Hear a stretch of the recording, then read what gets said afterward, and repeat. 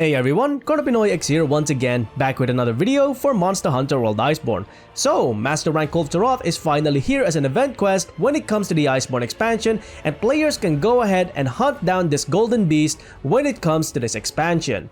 Now, one of the main things that we're going to look into today is one of the key things that you need to know about when it comes to the Master Rank version of Kulve Taroth when it comes to Iceborne.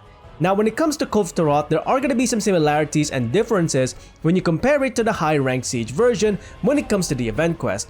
However, we're mostly going to be focusing on one of the key things that you need to know about when it comes to the Master Rank version of Kulve Taroth within the Iceborne expansion. So in this video, we're going to do just that. We're going to look into some of the key things that you need to know about when it comes to the Master Rank version of Kulve Taroth. Now, if you enjoyed these videos, please consider leaving a like on the video itself and subscribing to the channel so you can go ahead and catch up on any other content that I might be doing in future. Now let's go ahead and take a look at this golden beast that is the Kulve Taroth when it comes to the Iceborne expansion.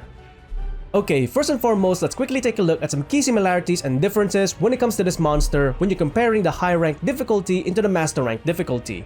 When it comes to Master Rank, this is an event quest rather than a siege, so any siege requirements completely gone. That includes the entire first phase of the hunt where you actually use the first phase to increase the pursuit level. That's completely gone when it comes to this particular event quest, and you just go straight into the hunt. Now, being an event quest also means that you no longer have to worry about the 4-player scaling. It scales depending on the amount of players that there are in the quest. So you can actually solo this monster from start to finish when it comes to the event quest Master Rank version. Having said that though, there is one annoying thing that it did keep from the Siege version, and that is the ability to leave the arena, ending the hunt prematurely. That is one of the most annoying things that it had back in the Siege version, and it kept it in the Master Rank version, meaning that you really have to keep this monster in the area by dealing as much damage as possible to it.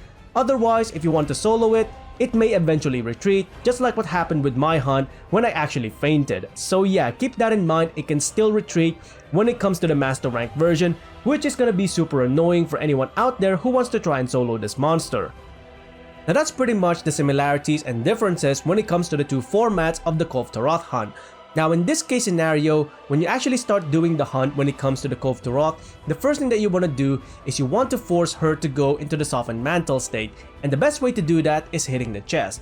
Once you break the two parts on the chest, she will go into her softened mantle state, and then you can just go ham on the mantle all you want. It will eventually break, meaning that by the second phase, you will actually enter the second phase with a completely naked Kulve Taroth with no mantle, which is super awesome.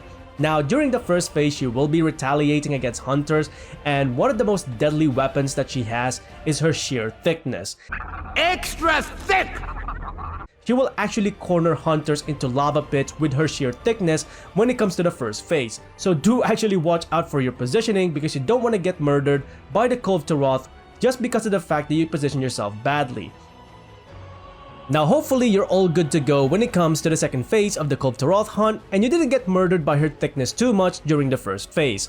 Now in the second phase of the hunt, this is the part where you actually want to try and break the Kulve Taroth's horns. Now it's not essential to break the horns when it comes to this monster in the Master Rank difficulty, but at the same time it's a good incentive because of the fact that you actually get 4 extra carbs when it comes to the horns of Kulve Taroth if you do manage to break them in the Master Rank difficulty.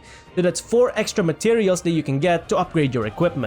Now in this case scenario, because she's completely naked, she will be using her final phase movesets. So do be careful when it comes to hunting the Kulve Taroth in the second phase. This is a very deadly monster. Now you do have the stalactite advantage to a degree when it comes to this monster, so you can actually drop the stalactite over her head, and that should be able to momentarily stop her from moving and be able to deal damage to her head when it comes to trying to break her horns.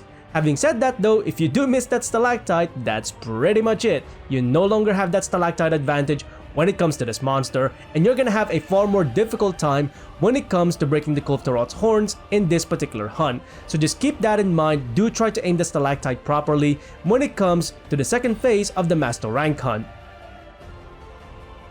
Now with the second phase out of the way, let's take a look at the final phase of the monster and what you really need to do when it comes to this part. Now, depending on the situation of the second phase, the final phase in terms of how you approach it may differ.